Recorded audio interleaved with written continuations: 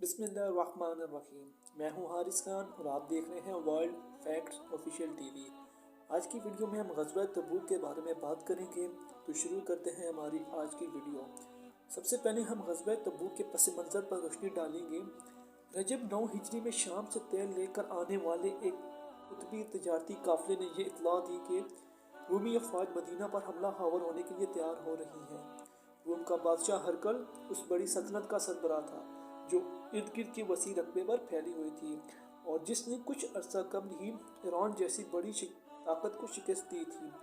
دوسری طرف فتح مکہ کے بعد مسلمانوں کے حالات کی رفتار بھی یکسر بدل گئی۔ مسلمانوں کے لیے اب اندرونی مشکلات کا قریباً خاتمہ ہو چکا تھا۔ مسلمان اسلام کی دعوت پھیلانے کے لیے یکسو ہو چکے تھے اور اس دعوت تبلیغ کے نتیجے میں لوگ اللہ کے دین میں فوج در فوج داخل ہو رہے تھے۔ تو اب ہم بات کریں گے غزوہ تبوک کے اسباب کی۔ غزوہ تبوک کے اسباب میں سب سے پہلے جو سبب تھا وہ تھا مسلمانوں کی بڑھتی ہوئی طاقت۔ ہرقل قیصر روم کو مسلمانوں کی بڑھتی ہوئی طاقت ایک مستقل خطرہ نظر آ رہی تھی، کیونکہ غزوہ موتا میں مسلمانوں کی کمال جنگی حکمت عملی اور بے مثال بہادری نے رومی افواج کو خوفزدہ کر دیا تھا۔ غزوہ موتا میں 3000 مسلمانوں نے 2 لاکھ کے ایک بڑے رومی لشکر کو پیچھے دھکیل دیا تھا۔ اس جنگ سے دور نزدیک کے عرب باشندوں پر بہترین اثرات سامنے آئے، جس کے ساتھ عرب قبائل میں روم سے آزادی اور مسلمانوں کی ہمنوائی کے جذبات پیدا ہو رہے تھے۔ قیصر روم ان اثرات کو نظر انداز نہیں کر سکتا تھا۔ اب ہرقل نے مسلمانوں کی طاقت کو کچلنے کے لیے 40,000 کا لشکر تیار کیا، جس نے شام اور ارد گرد کے عیسائی قبائل کو بھی ساتھ ملا لیا اور شام کی سرحد پر فوجیں جمع کرنا شروع کر دی۔ غزوہ تبوک کا دوسرا سبب رومیوں کی سازش تھی۔ رومی اس وقت روئے زمین پر سب سے بڑی فوجی قوت کے مالک تھے اور اپنی طاقت کے نشے میں مسلمانوں کو بلا جواز تنگ کرتے اور سازشیں تیار کرتے رہتے تھے۔ رومیوں کی سازشوں کی ابتدا شرحبیل بن عمر حسانی کے ہاتھوں نبی کریم صلی اللہ علیہ وسلم کے سفیر حضرت حارث بن حمیہ رضی اللہ تعالیٰ عنہ کی شہادت سے ہوئی، جبکہ وہ رسول اللہ صلی اللہ علیہ وسلم کا پیغام لے کر بصرہ کے حاکم کے پاس گئے تھے۔ شرحبیل جو قیصر روم کی طرف سے بلقاء کا گورنر تھا، اس نے حضرت حارث رضی اللہ تعالیٰ عنہ کو گرفتار کر لیا اور انہیں باندھ کر شہید کر دیا۔ سفیروں اور قاصدوں کا قتل نہایت بدترین جرم تھا جو اعلان جنگ کے برابر تصور کیا جاتا تھا۔ اس واقعے کی اطلاع آپ صلی اللہ علیہ وآلہ وسلم پر بہت گراں گزری۔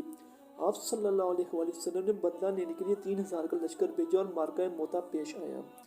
جب رومیوں کی دوبارہ جنگی تیاریوں کا رسول صلی اللہ علیہ وسلم کو علم ہوا تو آپ صلی اللہ علیہ وآلہ وسلم نے فیصلہ کیا کہ رومیوں کو عرب کی سرزمین پر قدم نہ رکھنے دیا جائے، آگے بڑھ کر ان کے علاقے اور حدود میں گھس کر ان کے خلاف ایک فیصلہ کن جنگ لڑی جائے تاکہ ان کی سازشوں کا منہ توڑ جواب دیا جا سکے۔ چنانچہ آپ صلی اللہ علیہ وآلہ وسلم نے رومیوں کو سبق سکھانے کے لیے مسلمانوں کو لڑائی کی تیاری کا حکم دیا۔ غزوہ تبوک میں مسلمانوں کو مختلف مشکل حالات کا سامنا ہوا، جن میں سے جو مشکل حالات ہیں وہ درج ذیل ہیں۔ نمبر 1، سخت گرمی اور معاشی تنگی۔ مسلمانوں کے لیے یہ وقت سخت آزمائش کا تھا۔ بارش نہ ہونے کے باعث سخت گرمی کا موسم تھا۔ اس کے ساتھ ساتھ لوگ معاشی تنگی اور کاشت سالی کی آزمائش سے دوچار تھے۔ فصلیں اور پھل پک چکے تھے اور ڈر تھا کہ اگر فصلیں وقت پر نہ کاٹی گئیں تو مسلمانوں کو سخت کاشت کا سامنا کرنا پڑے گا۔ مسافت کی دوری اور راستے کی پیچیدگی بھی پریشان کن تھی۔ جو دوسری مشکلات مسلمانوں کو پیش آئی تھی وہ تھا منافقین کا کردار۔ صورتحال کی سنگینی میں مزید اضافہ منافقین نے کر دیا۔ انہوں نے مسلمانوں کو نہ صرف جنگ میں شرکت کرنے سے روکا بلکہ انہیں موسم گرما کی گرمی اور رومی افواج کی طاقت سے ڈرانے کی بھرپور کوششیں کی۔ منافقوں نے اہل ایمان کے درمیان تفرقہ اندازی پیدا کرنے کے لیے مسجد زرار تعمیر کی، جہاں وہ مسلمانوں کے خلاف سازشیں اور صلاح مشورے کرتے تھے، لیکن ان کی ہر کوشش ناکام اور نامراد ثابت ہوئی۔ جو ہی آپ صلی اللہ علیہ وسلم کی طرف سے جہاد کا اعلان ہوا تو مسلمانوں نے راہ خدا میں قربان ہونے کے لیے اپنی کمریں باندھ لی اور وہ گرمی اور تنگ دستی کی ساری مصیبتوں سے بے پرواہ ہو کر راہ خدا میں نکل پڑے۔ غزوہ تبوک پر مطلع صحابہ کرام کے جذبات کو بھی سراہا جاتا ہے کہ انہوں نے اپنی طرف سے مختلف قسم کے احتیاط غزوہ تبوک کے لیے پیش کیے۔ نبی کریم صلی اللہ علیہ وسلم نے لشکر کی ضروریات پورے کرنے کے لیے مسلمانوں کو دل کھول کر احتیاط دینے کی ترتیب دی۔ ہر مسلمان نے ثواب کی نیت سے صدقہ خیرات کرنے میں ایک دوسرے سے آگے نکلنے کی کوشش کی۔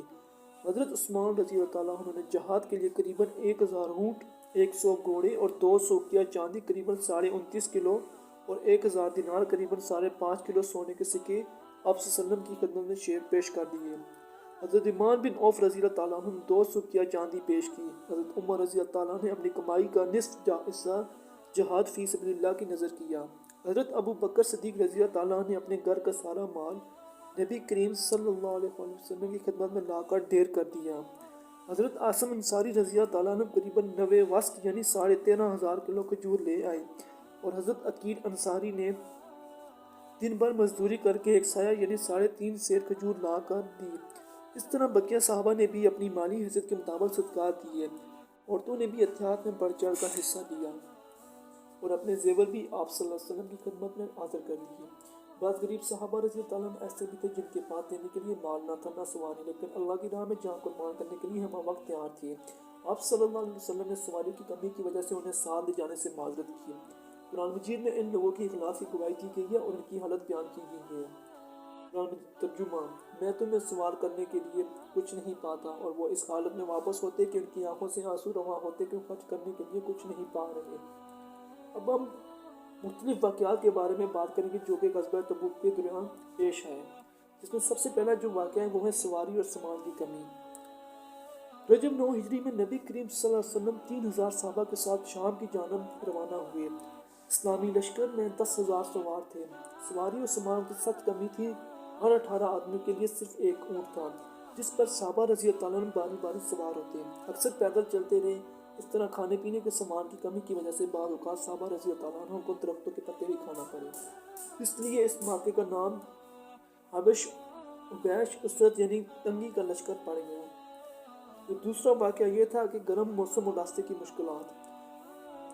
موسم میں سخت گرم اور راستہ بہت دشوار تھا۔ بعض جگہ راستے میں ایسے ریتیلے میدان بھی ہے جہاں زہریلی ہوائیں چلتی تھیں۔ اس طرح آپ صلی اللہ علیہ وسلم اور صحابہ رضی اللہ تعالیٰ نے میدانوں سے بھوک اور پیاس کی مصیبتیں جھیلتے ہوئے صبر اور حوصلے سے آگے بڑھتے رہے۔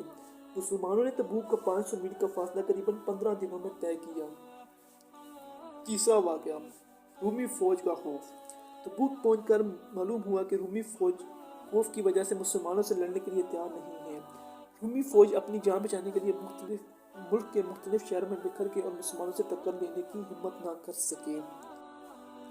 تو مسلمانوں کے خوف سے رومی افواج میں اتنی جرأت نہ ہوئی کہ وہ مسلمانوں کا مقابلہ کر سکے۔ غزوہ تبوک حالات کے اعتبار سے اللہ تعالیٰ کی طرف سے ایک سخت آزمائش تھی جس سے اہل ایمان اور منافقین میں تمیز ہو گئی۔ تبوک کے معرکے میں کل 50 روز صرف ہوئے۔ 20 دن تک مسلمانوں نے تبوک میں قیام کیا اور 30 دن آمد و رفت میں لگے۔ اس معرکے میں اگرچہ کوئی خونریز ٹکراؤ نہ ہوا، لیکن اس میں مسلمانوں کو اخلاقی فتح حاصل ہوئی۔ شامیوں اور رومیوں کے حوصلے پست ہو گئے اور مسلمانوں کا مقابلہ کرنے کے لیے میدان میں نہ آئے۔ تو یہ تھی ہماری آج کی ویڈیو غزوہ تبوک سے متعلق۔ یقیناً اس ویڈیو سے آپ کو بہت سی معلومات حاصل ہوئی ہوں گی۔ تو اس طرح کی مزید ویڈیوز دیکھنے کے لیے ہمارے channel world facts official T V کو سبسکرائب کریں اور گھنٹی کے بٹن کو دبا دیں تاکہ ہمارے آنے والی ہر نئی ویڈیو کی نوٹیفیکیشن آپ تک پہنچ سکے۔